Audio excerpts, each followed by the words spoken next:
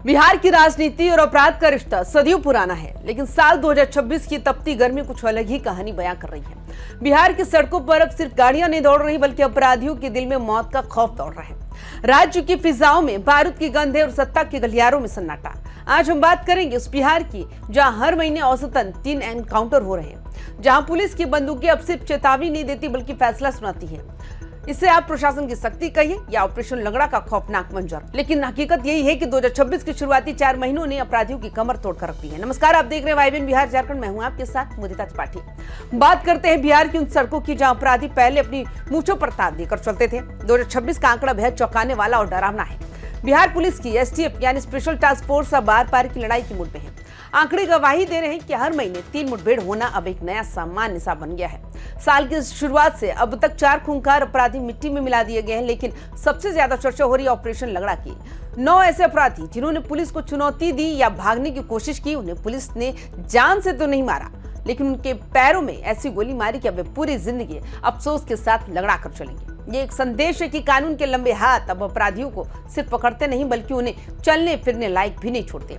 तारीख थी 6 फरवरी। वैशाली के हाजीपुर में फिजाएं तनावपूर्ण थी। एसटीएफ और स्थानीय पुलिस ने जाल बिछाया था कुख्यात अपराधी प्रिंस उर्फ अभिजीत के लिए। प्रिंस कोई मामूली गुंडा नहीं था, उसके नाम का सिक्का चलता था। सोना लूट, हत्या और डकैती के 30 से ज्यादा मामलों ने उसे पुलिस की मोस्ट वांटेड लिस्ट में डाल रखा था। 2 लाख का इनाम उस पर घोषित था। जैसे ही मुठभेड़ शुरू हुई, गोलियों की तड़तड़ाहट से इलाका गूंज उठा। प्रिंस ने सोचा कि वो हर बार की तरफ बच निकलेगा, लेकिन उस दिन नियति ने कुछ और ही तय कर रखा था।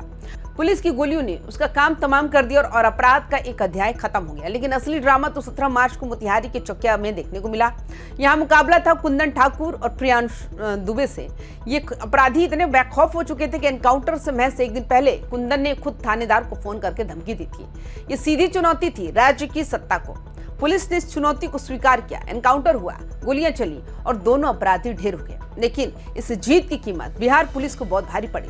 एसटीएफ के जवान श्रीराम यादव इस मुठभेड़ में घायल हुए और इलाज के दौरान शहीद हो गए। एक तरफ 2 अपराधियों का खात्मा हुआ तो दूसरी तरफ एक वर्दी वाले ने तिरंगे में लिपटकर विदाई दी। ये राजनीतिक ड्रामा इसी शहादत और स्याही के बीच फंसा हुआ है। 29 अप्रैल को सुल्तानगंज में जो हुआ उसने सबको हिलाकर रख दिया था। नगर परिषद के कार्यपालक पदाधिकारी के दिन दहाड़े उनके अपने दफ्तर में घुसकर हत्या कर दी गई। मुख्य आरोपी था रामधनी यादव। सरकारी दफ्तर में घुसकर अधिकारी को मारना सीधे मुख्यमंत्री की कुर्सी को हिलाने जैसा था। रामधनी को लग रहा था कि वो बच जाएगा, लेकिन एसटीएफ की नजर उस पर गड़ी थी। सुल्तानगंज में पुलिस ने उसे घेरा और मुठभेड़ में उसे मौत के घाट उतार दिया। अपराधी को लगा था कि सत्ता के संरक्षण में वो सुरक्षित है, लेकिन जब पुलिस की गोली चलती है तो कोई सिफारिश काम नहीं आती।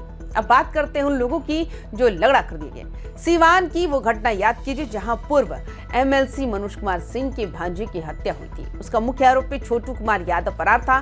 गुरुवार की तड़के जब पुलिस ने उसे घेरा तो उसे भागने की कोशिश की, लेकिन पुलिस की गोलियों का निशाना इस बार सीधा उसके पैरों पर था। छोटू के दोनों पैरों में गोलियां लगी। अब वो जेल की सलाखों के पीछे है और शायद कभी ठीक से खड़ा भी ना हो पाए। इसके अलावा मैनेजर राय, प्रहलाद कुमार, नीतीश कुमार और झारखंड से आए परमानंद यादव जैसे अपराधियों की लिस्ट लंबी है, जिन्हें बिहार पुलिस ने ऑपरेशन लंगड़ा के तहत सबक सिखाया है। इन अपराधियों के लिए भागने का रास्ता बंद हो चुका है। बिहार पुलिस का जाल सिर्फ बिहार तक ही सीमित नहीं है। एसटीएफ ने पिछले 4 महीनों में वो कर दिखाया है जो पिछले कई सालों में नहीं हुआ था।